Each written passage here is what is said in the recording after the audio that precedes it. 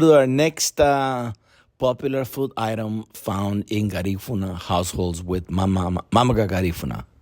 Of course, I will just mention these ones, not in any particular order, but nutmeg, vanilla, cinnamon, ginger, and brown sugar. Of course, those are popular in all of the things that we bake. You know, we bake a lot of things in our homes. So, like I say, just to make again, the flour tortilla, to make the Johnny cakes, to make the pan de coco or the coconut bread, the sweet breads and stuff like that. We pretty much use all of those items. Again, nutmeg, vanilla, cinnamon, ginger, brown sugar.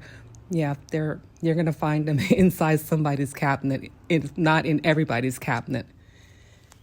Totally agree with you. I think ginger is very flavorful, plus it's healing, plus it's good for energy in many ways.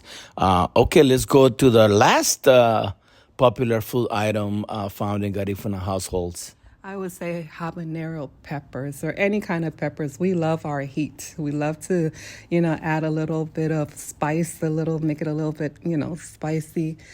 So I say habanero pepper is definitely one of those items that you will find in the Garifuna household.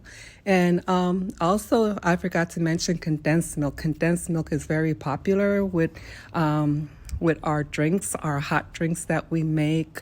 That's one of the things that we use a lot too, like when we make our porridges, when we make our flour porridge, our rice porridge, our corn porridges, we use condensed milk along with the other ingredients that I mentioned, nutmeg, vanilla, ginger, and so forth. But condensed milk is usually used instead of sugar, to sweeten up whatever porridge that we're making.